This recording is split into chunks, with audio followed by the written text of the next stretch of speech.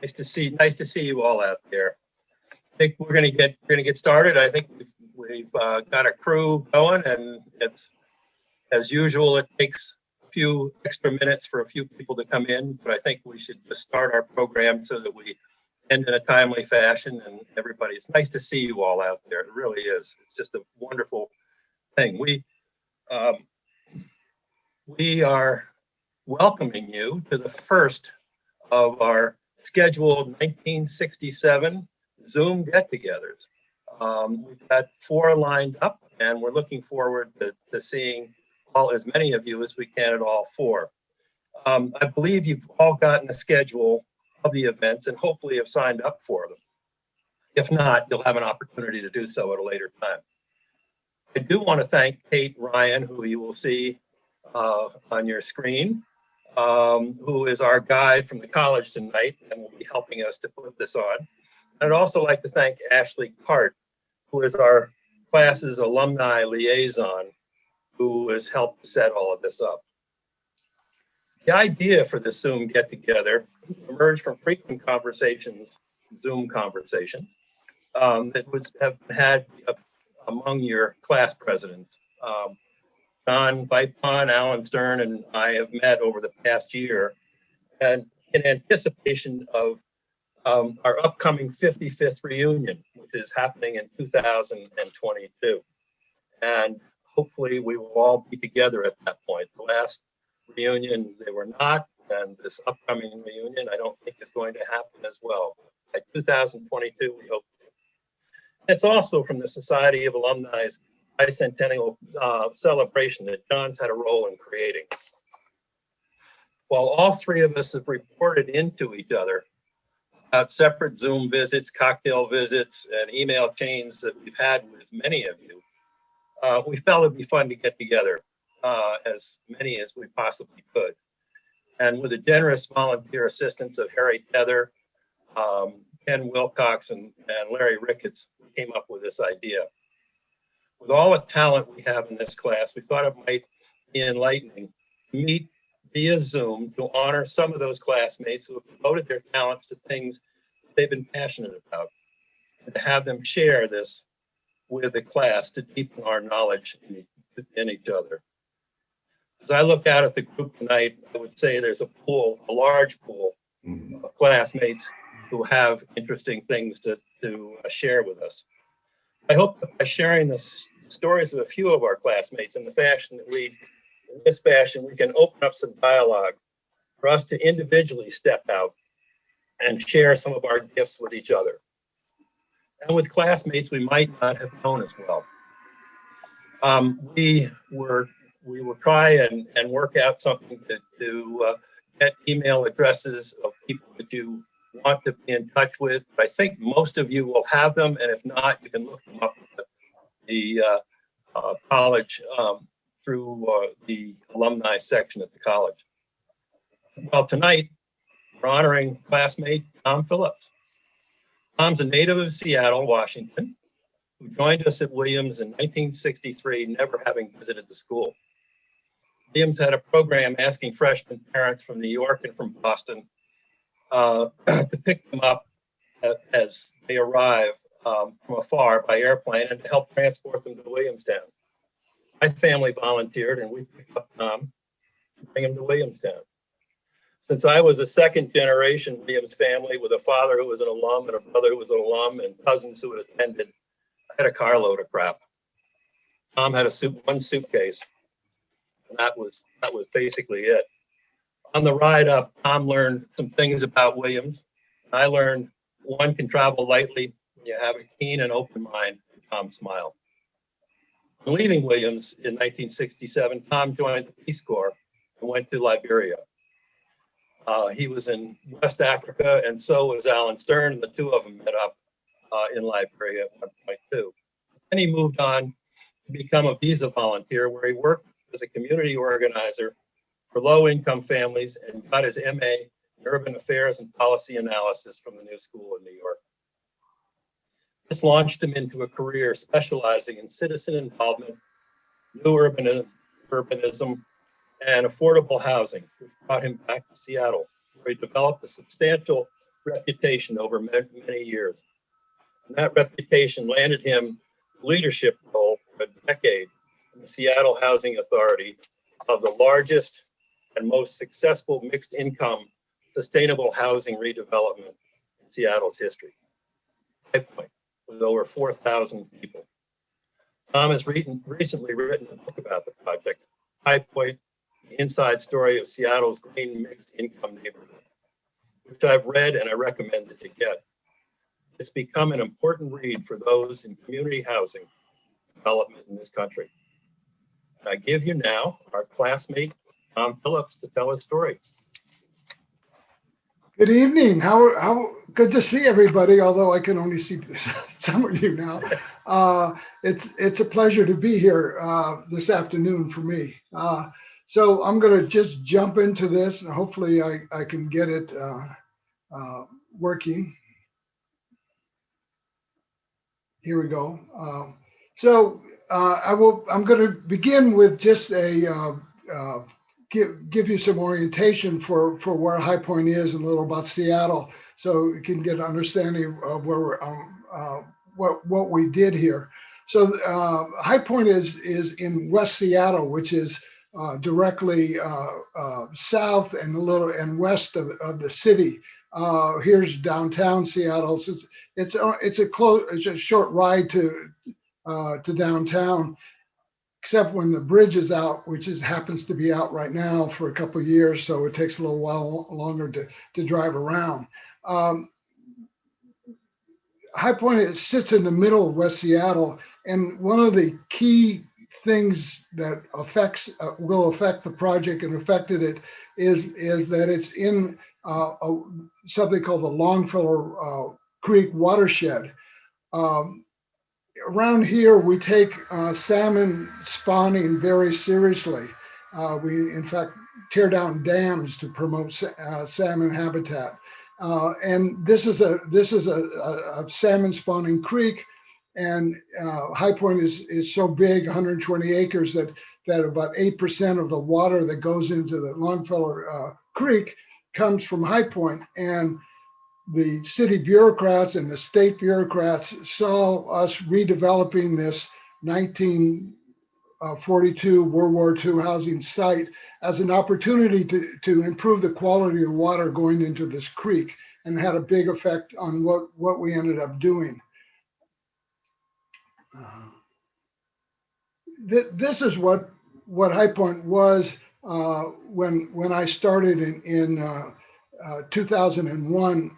It was really a rundown community in the 1990s. It had been the kind of one of the most dangerous neighborhoods in Seattle.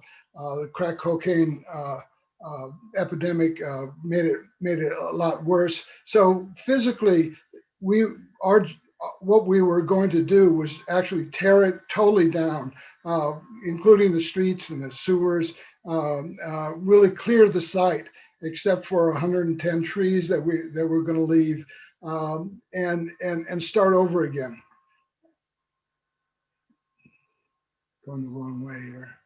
So here's another shot of what it of the site. It's right here, and its proximity to downtown.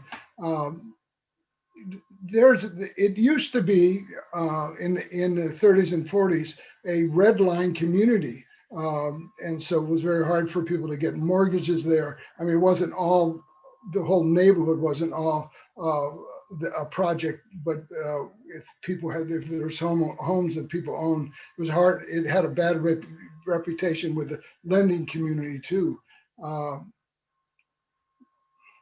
So one of the challenges that are one of the many challenges that we faced when we started was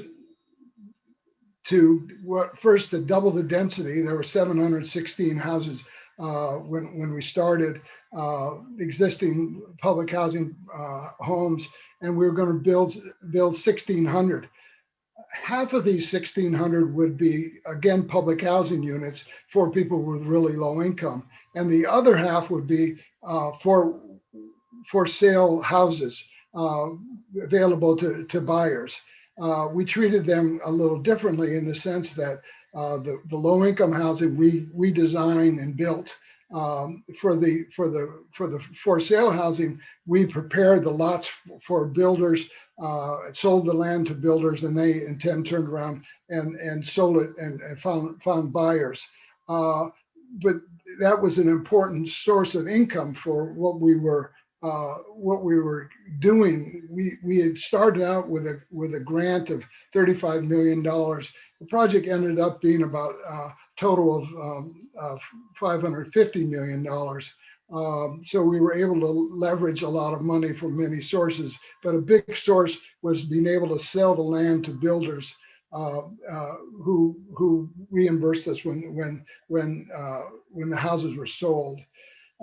This is a big change in density, going from 716 to 1600, and it created a lot of anxiety in West Seattle and with our neighborhoods. And one of the things I ended up doing was spending a lot of time working with the neighborhood and all of West Seattle, which is about the peninsula in Seattle is about, it's part of the city, but it's about 60,000 separate people. So there were kind of three thrusts of what we did when we got going to create this new community.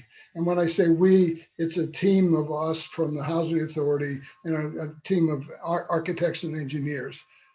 The first principle kind of was having an engaged community. And as John said, I was a consultant before I started working at the Housing Authority, and I'm very into working with a community, find out what their values are, and find out getting them information that's useful in terms of creating a new community. Because I believe very strongly that people move into an area, they have a set of shared values, and the real skills of the consultants is to figure out what those shared values are. Then another thrust was a healthy community, and by healthy community, it's both looking out for the health of the people who are going to live there, but it's also a green community. So this is 2001 to 2002, and saying that we're going to do a green community was unusual, but it turns out to be sort of magical for us in terms of planning and building this community. It was magical in the sense that the design team, the architects and the engineers just loved it. And the more we encouraged them, the better they got at it, and created a really exciting energy. It also, it turns out that our challenge was to be able to have these builders sell 700 houses in this former rural ghetto community. And in some ways, being a green community and promoting that was a really effective distraction from the previous problems that were there. The other element that we promoted had to do with quality design, and I have to give a shout out to Whit Stoddard, who got me really interested in architecture from the class at Williams. And I just have a strong belief that low-income people should have good quality design where they live, and it's a really important feature. It ended up being an important feature of what we did. So here we are engaged with the community. And this happens to be a photograph of the people living at High Point at the time we started working. And there were, I think, 5 or 6 languages. So there were translators around the room to be able to answer questions, understand what was going on. But this is, for the first 2 years, this is what I did. I met with people who lived in the neighborhood. I met with people who had businesses in the community. Any group that was willing to have a speaker at their lunch or their breakfast, Kiwanis, Chamber of Commerce, whatever, the Rotary, I was there, several times a year, telling them what we were doing, finding out what they wanted to see, dealing with their anxiety, for this community that they knew about and were worried about where we were going to go and what it was going to end up being. So as I said, I worked with folks, and we had we knew how to solicit information from people in terms of what their values are. And here's an example of, we were at did a fair at High Point, where we were asking people, what style of house do you want to see at High Point? And put a green dot next to that, or a red dot next to what you don't want to see.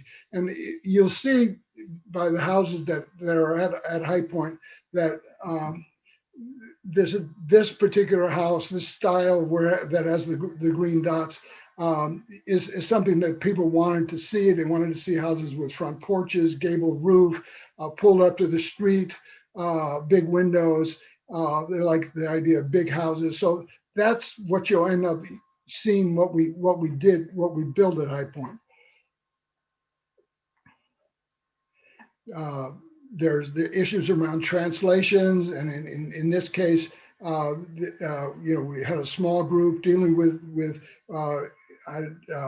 Southeast Asian population that was living in High Point. So again, we went out of our way to listen to people and hear what they had to say.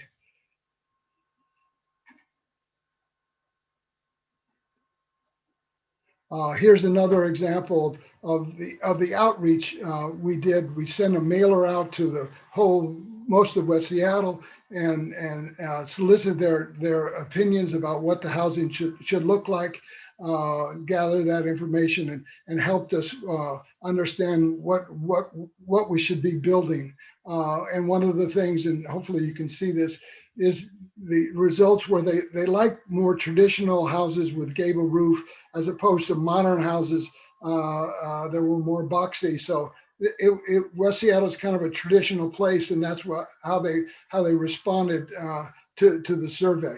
So the timeline of what we did, we started construction in 2004 with the low income housing units, half the low income housing units, and then started the for sale housing element of the project. And how that worked was we put out bids, asked builders to tell us what they were going to build, how much they would charge, based on their reputation, and other factors, we selected them. So that went very smoothly for roughly half the houses in the first phase. So then we started phase two construction, which meant we were doing the infrastructure, doing the roads, the utilities, and all that. And the low-income residents started moving in. And then in the summer of 2008, things started to slow down. And by the fall of 2008, they really stopped.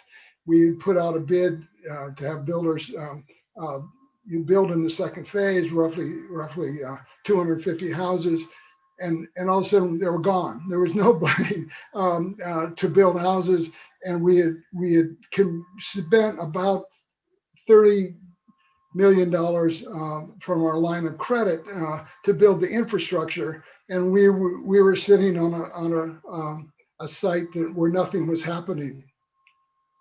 I was not popular in the Seattle Housing Authority. $30 million is about half the annual budget, and the way we chose to do this put the Housing Authority at some severe risk.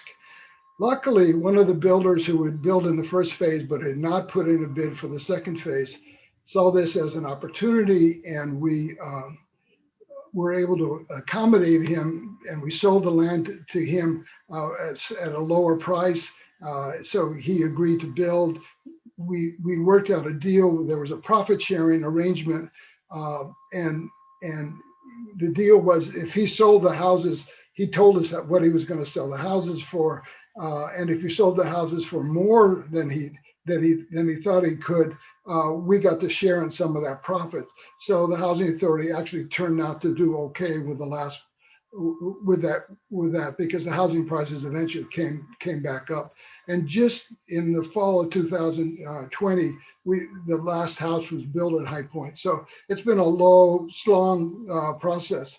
So yes, I was working very hard, and but had time to get married. And of course, I got married at High Point. You can see here's the view of downtown. Is the viewpoint that we had. This guy Rich was our land use lawyer. Julie had been the general counsel for High Point, so she knew what she was getting into. And then I talked her into actually living at High Point, and we lived there for 4 years. And I did that because I really wanted to understand what was going on. I was just really curious how it functioned and whether or not the middle income families and low income families got along, on what basis, what the feeling was on the site. And the only way I thought I could do that was actually live at High Point.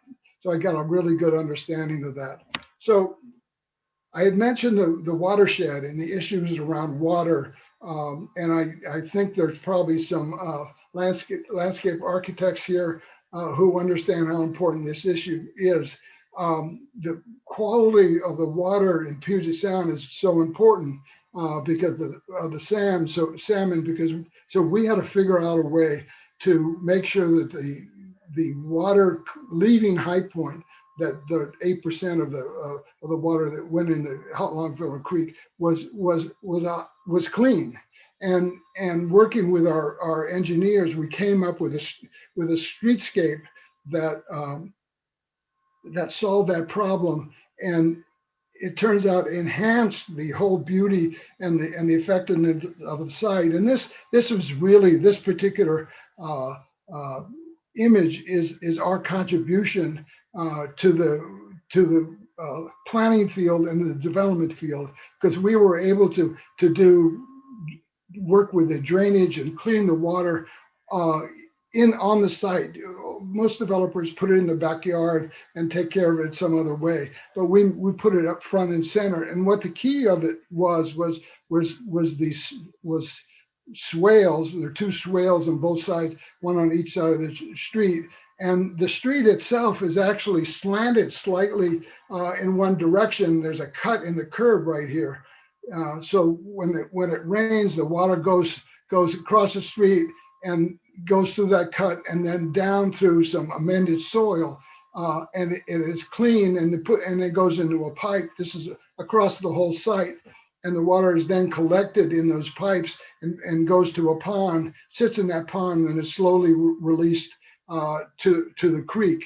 And you will see what effect that has on the whole site.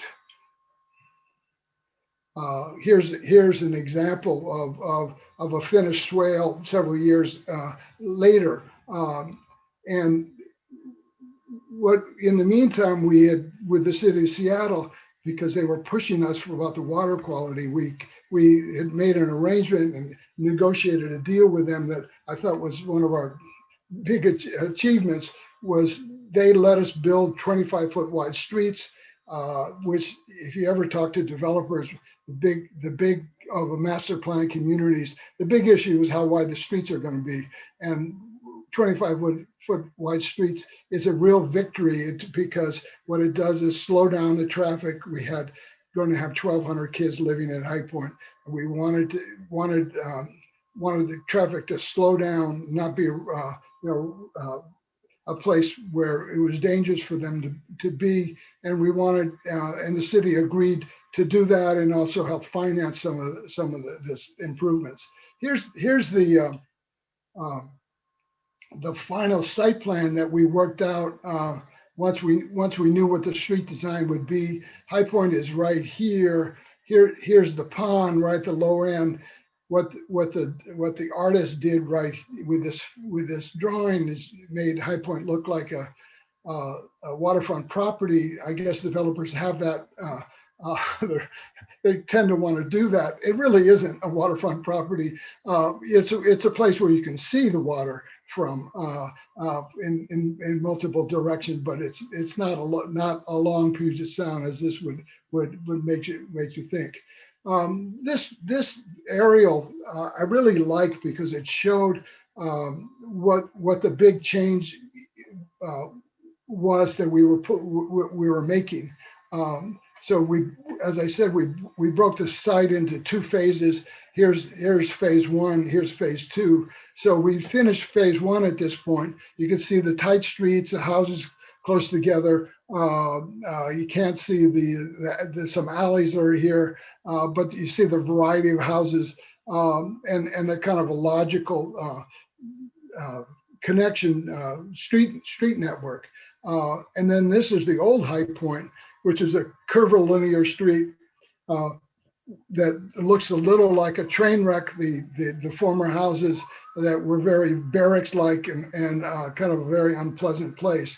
So we had moved from this very confusing place in terms of orientation to something that made a lot of sense to a lot of us and people live there. So the site and what we did to the site was a key part of what the whole development was about. There were about 110 after we had the trees of praise, about 110 legend trees of great value or value. So we made sure we protected those trees and put signs around them, on them, and signs, a fence around them to protect the tree roots. And it turned out that the trees were very important, particularly for the teenagers who were living at High Point, because they realized there wouldn't be anything left. The 716 families were getting relocation benefits. Many of them would come back to High Point, and so it was important for them to have something left, because none of the housing would be left. So they latched onto the trees, and we were able to save many of them, and they ended up being a real strong feature of the redeveloped High Point. I'll go back to this what the term that you may not be familiar with, that I mentioned earlier, and that's the swales on both sides of the street. And it looked kind of small in that earlier drawing, but they're actually substantial, and you get a flavor of that. This one's under construction, it's not finished. There's more dirt coming in here, a combination of dirt and sand, fertilizer, and it ends up being very important that the quality of the soil that we created as part of the swale contributes to what the end results were. Here's that slanted street. You can't tell really from there, but there's it's closed up here, but there's a break in the curb that where the water's going to come down here, eventually get captured by a pipe underneath this soil and go into the pond.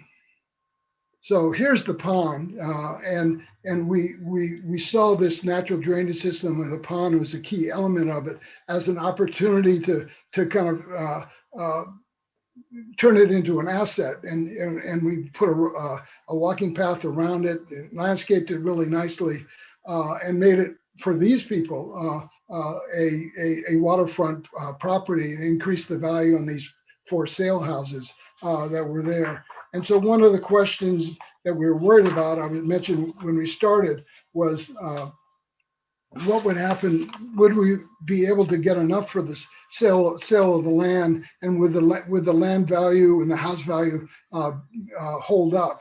And we've been able to, we have the answer to that. Just to give you, throw out a few numbers. In 2006, the High Point houses sold for a median price was $423,000. Remember, this is Seattle. Seattle, for some of you who live somewhere else, that may sound like a lot of money, but Seattle, it's not. The median price in Seattle was $440,000. By 2019, the High Point house had gone up. Median price had gone to $702,000, and the price in the city of Seattle had gone up to $775,000. So we were able to maintain the values, increase the values of the houses, despite the fact that people would be living in a mixed income neighborhood. But the value of the improvements and what we were able to create ended up making it all financially work for us. So here's another finished swale, and it, to much to our surprise, the look of the community and the landscape that created by this natural drainage system ends up being a great asset for us as a way to kind of unify the community and make it an attractive place to live. The so I've mostly been talking about the landscaping and the site itself, but one of the things that made High Point got us so many awards and got so much attention was that not just the site that was green, but the houses themselves were very green, and the regular and in addition, we were told by some of the residents that asthma is a big problem in their community, and we pulled in some doctors who knew about asthma, and we developed a program called Breathe Easy Homes, and were able to build 60 houses that had special features that were helpful for children with asthma. And some of them are some of the features shown in this drawing were in the regular houses, but there was additional elements to the Breathe Easy houses, insulation in the basement, some of the fans that existed, walk-off doormats, low pile carpeting.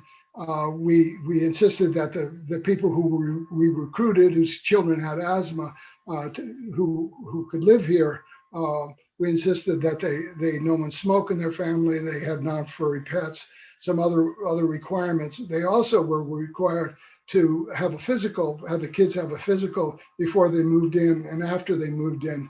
And the results were quite positive.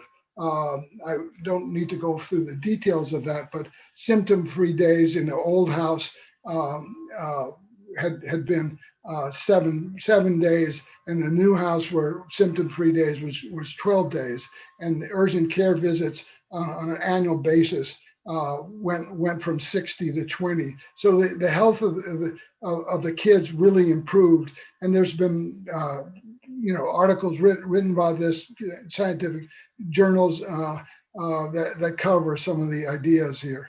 So the houses themselves, and this is High Point today, or actually a few years ago, have incorporate those ideas that we heard about in those early meetings. A gable roof, front porches, garages, no garages visible from the street, and they look like big houses. This is a duplex. This is also, and I think this is a triplex. So even though there were multifamily housing, they still look just like a big house community. Here's I played with hired a photographer who had a drone one day and had an opportunity on a beautiful fall day to take some really nice shots of the community. In front here is the neighborhood center where which had a big solar panel array. We didn't do solar on the units themselves, and that's a kind of a long story, but it partly has to do with the weather in Seattle. For the units themselves, in terms of making them green, the focus was on the envelope and making it a tight envelope for the houses so that they passed what they call the blower door test. So that the air exchange was done through a fan in each house, as opposed to no insulation or very little insulation. So we also had a study done to look at the effects of how effective that system was, because we used a high efficiency furnace, and it turns out that it was like 30% less use of energy to maintain the houses that we built, compared to a very similar project that had been built but without those standards. So all the things we did in terms of the site, in terms of asthma, the Breathe Easy homes, the results were all very, very positive. We still haven't gotten the city to do a really good test on the quality of the water leaving the site. They take their time in doing things. So here's another example, kind of how what the natural drainage system and the work on the swales end up looking like in play.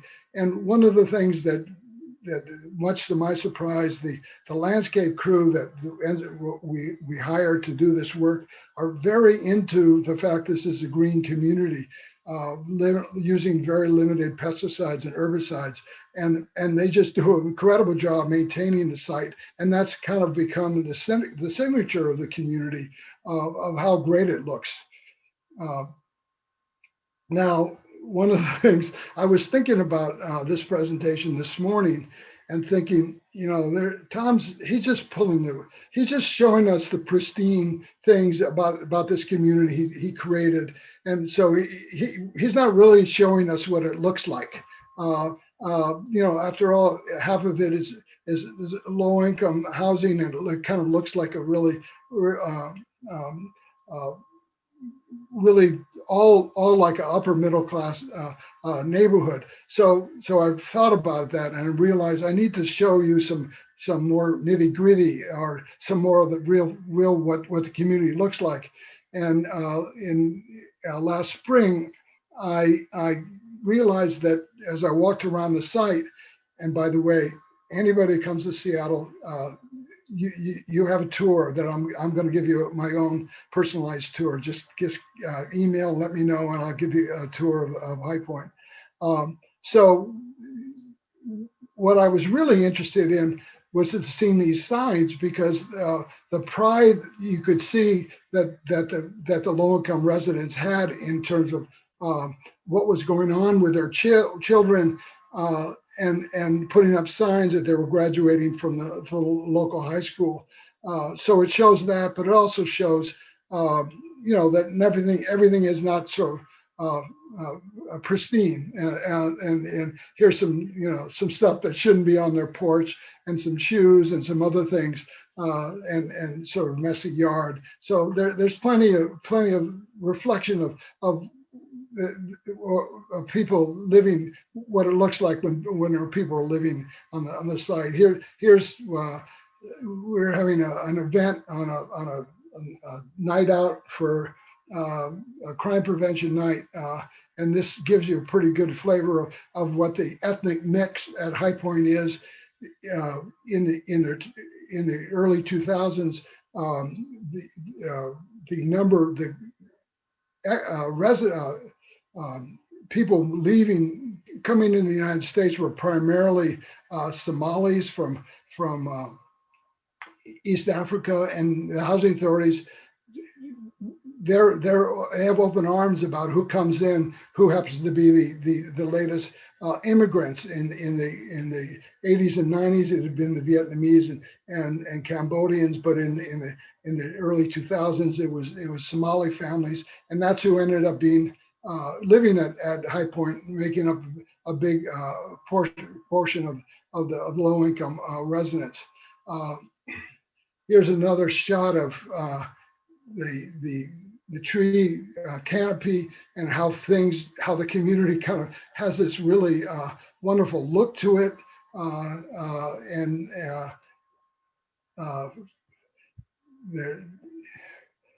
And I again had a chance to play with a drone one day and take some photographs. And this is a photograph of the phase 2 housing. And one of the things we tried to do is, since the builders were working under us in terms of building houses, we had some design guidelines in terms of what the houses should look like. And we tried to make the for sale housing look as much as like the rental housing as possible, so it's hard to tell the difference.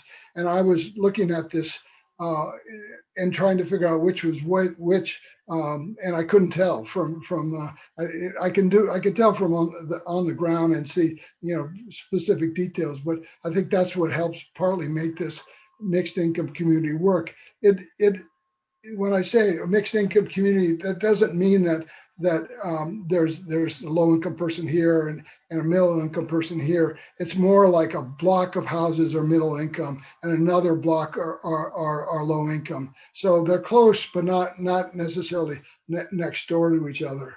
So this last is my little shameless commerce division promotion of this book I spent forever writing and finally finished.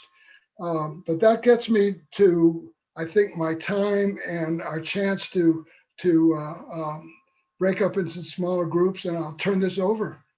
Thanks very much. Thank you. It's really interesting, and one of the things I would say to everybody is, you get an opportunity to read the book, you find really how many other things that Tom was working on and was really creative about. And one of the things that I think is wonderful about it, he talks about his mistakes, and some of the things that happened that didn't happen the way you envisioned them to do happen. They happened, and you worked with it, and you made this community. And I think it's really just a wonderful thing. What we're going to do is break out now, because part of what we've anticipated is we get an opportunity to talk to one another. So we're going to break out now to chat groups for about 12 minutes, and you'll be assigned a chat group. One of the things you need to know is Tom's message was recorded, but the chat groups are not. So you can talk in any way, shape, or form you want to. But one of the things we thought we'd do is just to talk and have a question out there. You can answer it, you can talk about it, but it was the idea of just having something to talk about. And our question is, have you seen in your own communities any of Tom's ideas for a more sustainable, economically integrated, and greener housing being implemented? Or have you seen other ways that it might be happening that are different? It may be something that we can just bring back to the group. We can bring ideas back to the group, and we'll also be handling questions when we come back again. If you get into a group, we're trying to make it so there's about 5 people in the group, and Kate's going to do a great job on that. I know that. But if you find yourself alone, or you find yourself with one other person, you can always go back to the home group, and she'll reassign you to another group. So I think it's time, and you'll get notification as to coming back, and we'll all come back together where we can see each other. And I think we're going to have a question and answer period. You can ask the questions in the chat room, but you can also ask the questions personally, and I'll try and recognize you. Just put your hand up, because one of the other things we're trying to do is have everybody see one another, and also be able to talk. And then Tom will answer the questions if he can, and we'll just proceed from there, really till about 8:10. So, all right, let's break away. Hello, everybody. We're back. And I'm not going to be able to see because when I start talking, I'm on a full screen here. But let's see if I can do this and go back to gallery view in terms of everybody. But what we want to do is you certainly can put in questions for Tom into the chat box. But what we'd love to do, and Kate, if you just can keep an eye and call out a name, we can do that, is to have people ask any questions they want, Tom, and do it directly so actually we can all see you, because it's nice to see everybody. And I know I got a question from Greg Meister this morning. And Greg, do you want to be the first one to lead off with your questions? And we had some questions in our little chat group too. So if you unmute yourself, I'll have that. Hi, Tom. Thank you for doing this. I really appreciate it. Very informative. And John and the rest of you for organizing it. I'm just initially curious about what motivated you to get into this on behalf of the lower class clientele, period, and then to stay with that for several decades? What's your motivation behind that? Um, it it's just my perspective on the world. Just that's kind of our obligation to deal with equity and try and make it fair for everybody. And I'm not sure where that came from. I mean, that was something I was interested in Williams. So it goes way back. And Brian Hickman, it sounds like you've got something that I know was asked in our little chat group was what about the schools, the healthcare stores and others? Yeah, hi Brian. Good to see you. I got to tell people that Brian Hickman and I, 5 years after we graduated, ran into each other in a elevator in Liberia. So that was pretty unusual. uh, uh, well, there's a public school at High Point. I would have loved to have seen us do more to improve it, but it's really tough with the Seattle Public Schools to do that. So it's still kind of one of the weak points of the community. There's a medical and dental clinic on the site for low-income families. Um, we weren't able to bring in a grocery store. If you read the book, you'll see that was mostly my problem, my mistake. So there's some commercial and some services available. There's a Somali grocery store. We've got a new a coffee shop there, but it's not a complete community. It's got a high walk score only because there's lots of good sidewalks, but there's not a lot of commercial activities close by. That get to it, Brian? Okay. Do we have any hands up? I've got some other ones here. Oh, okay. I have really from, let's see, Larry Ricketts. Marty Samuels had an earlier question about what happened to residents living there and how many came back. Yeah, and that was asked in our smaller group. It was about 35% of the residents came back. They either moved into phase two or were in phase two, and then they came back when the new houses were there, or they moved off-site and came back. A lot of them got something called a Section 8 certificate, which allowed them to actually live anywhere in the country and is subsidized and have their rent subsidized. So some people were really happy with that. So that community that was there was very important to people, and I know that much. I understand that much better now, how strong the community was, and unfortunately we weren't able to keep it together.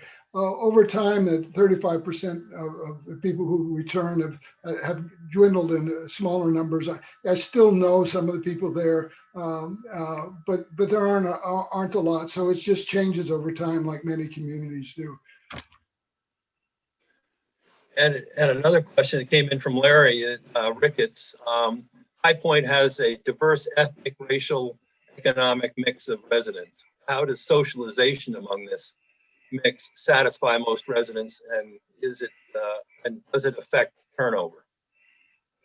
Oh, good question, Larry.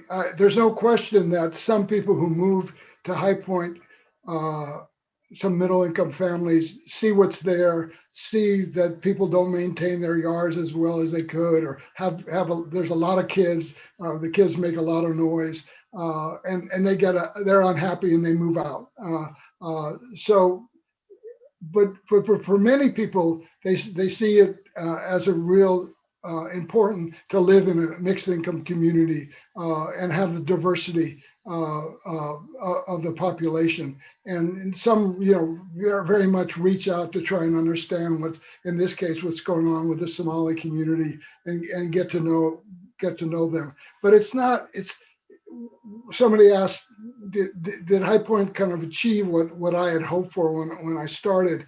And it doesn't work socially as well as I had hoped, as I naively kind of hoped.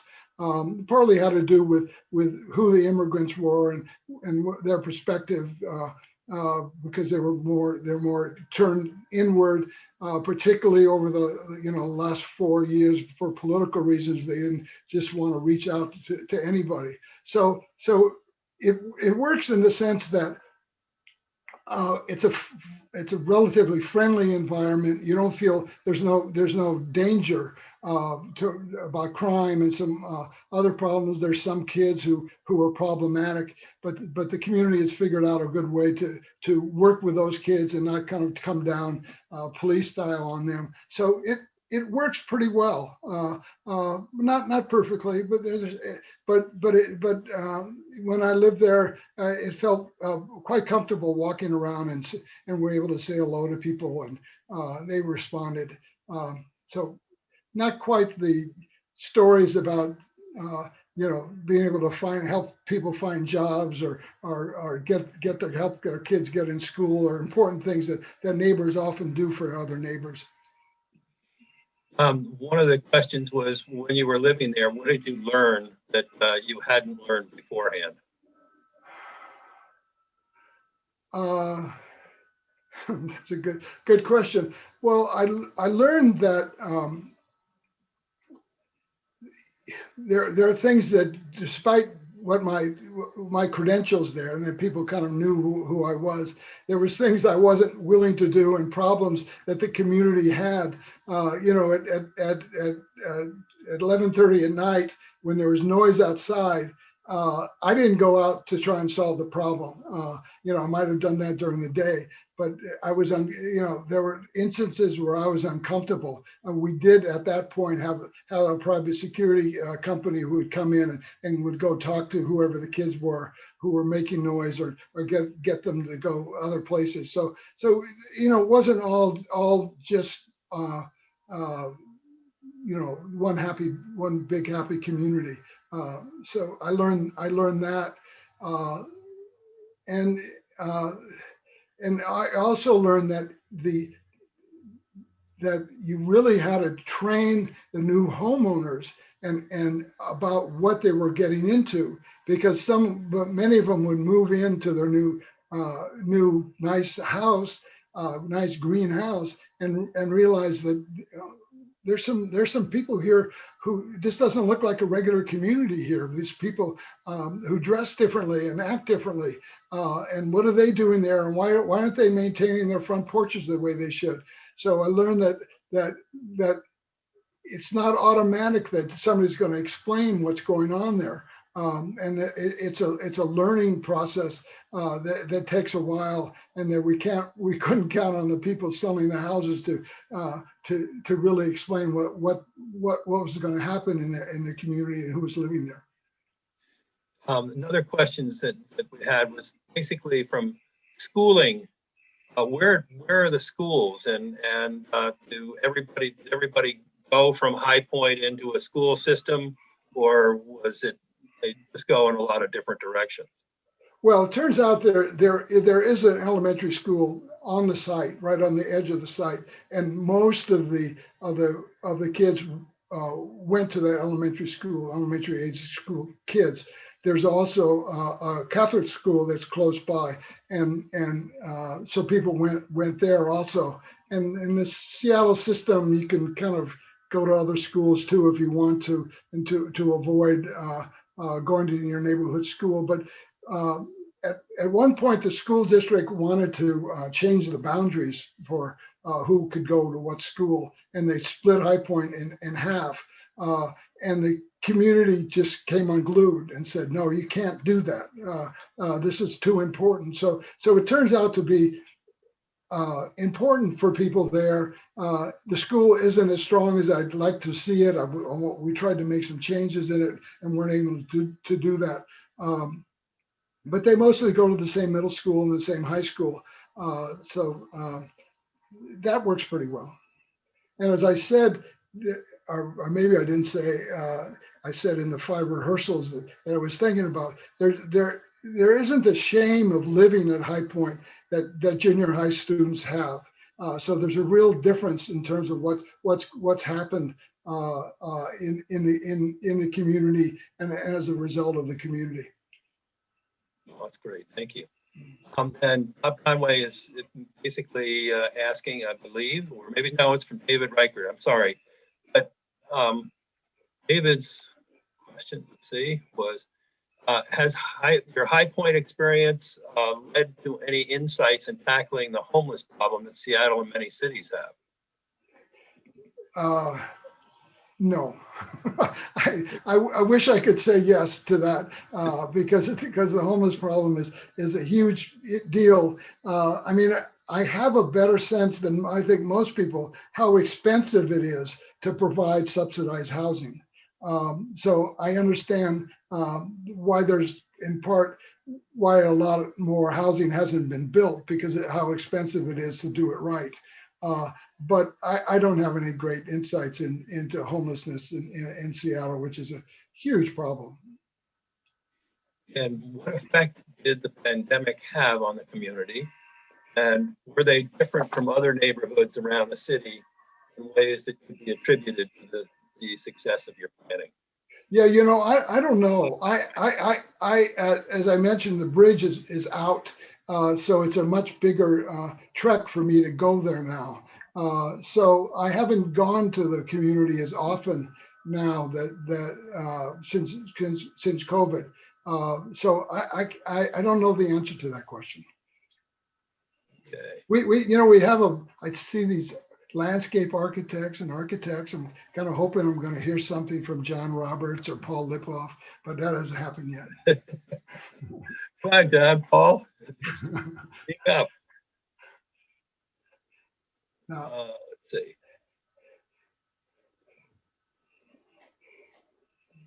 Some of the other questions. I think we've tried to cover most of them, and some of them were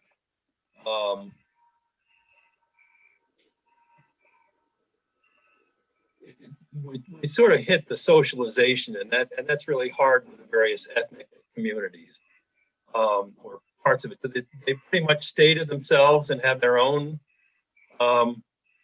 groupings, or do they become neighbors? Well, I would say particularly with the immigrants who are living there now, it's a more closed community, and the last 4 years has made them even more closed and sort of suspicious of outsiders. Because Somalia was a country that was on the closed list, so it's been more. There's been less exchange between the different populations since then. The middle class families get along really well and socialize a lot. There's some connection because of the playgrounds and some other things. People get to know each other through their kids as they do in a lot of communities around the country. Thank you, Tom. Paul Lipoff was asked to be unmuted so that he can. Great. The final question. Paul Lipoff. Oh boy, you put me on the spot. The final question. Tom, congratulations. Hi, hey, Tom, it's great to see you. John and everyone else that organized this, thank you very much. It's wonderful. Congratulations, Tom. It's I don't know the right adjective, fabulous achievement. And the 10-year obsession is probably just the half of it. It's a gigantic amount of dedication and long nights and weekends and effort that went into it. And it's a brilliant achievement. So congratulations.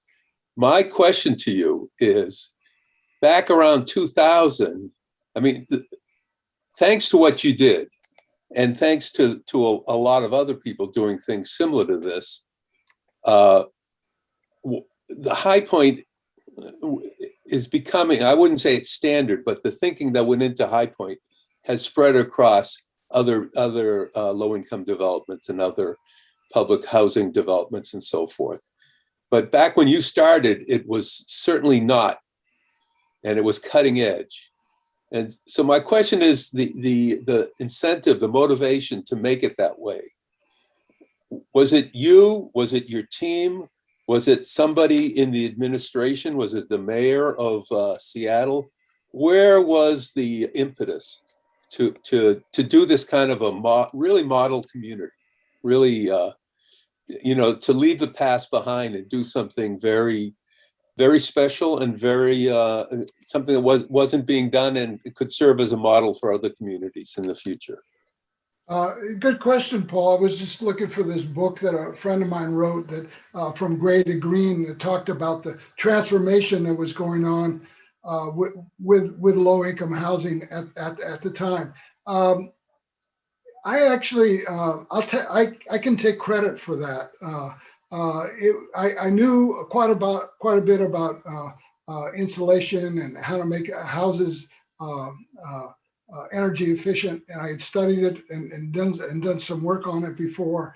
And I didn't understand any of the drainage issues or any of the other site issues. So I learned about those, but it was a small team of me and the landscape architect and the architect who were interested in it.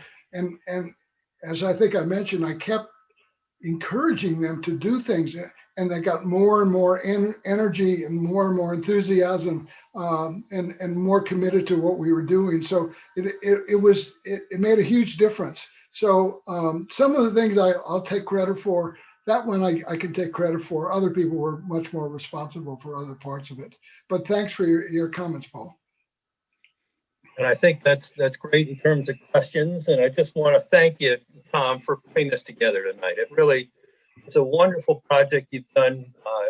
And one of the things we all feel is it's just really nice to get to know some of our classmates a little better and realize how many things that as I say, look out into this crowd, how many things that so many of you have done that have changed the world and changed perspective on things. And I just appreciate the fact that we're able to get together like this, and I think we all do, and we look forward to doing some more of it.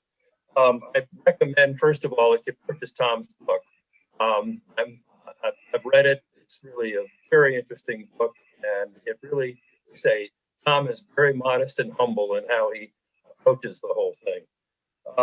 And I just wanted to say that if other people want to talk about this, we're just going to try and, first of all, it's going to be on YouTube. It's recorded, so that you can share it with other people. And I know I'll be sharing it with some of my family members who work in this particular field. We want to invite you just to continue the conversation and in touch with one another. And that's really what we're hoping to do through this. And first of all, I want to say thank you again to the college for putting this on for us. It really is a very nice way and a nice gesture for them helping us out to get this whole crew together. And I just want to let you know that we're getting together on April 22nd at 7 p.m. with classmate John Cannon. And he's asking us to consider, can law keep up with climate change? And so that's what we have to look forward to. And I hope to see you all on 22nd of April. I believe your host will be Larry Ricketts at that one. And John Cannon will be speaking to us. And we're really honored to have him speak to us. He's a professor at the University of Virginia Law School, and has got some real insights on this topic. So thank you all for joining us, and we'll see you.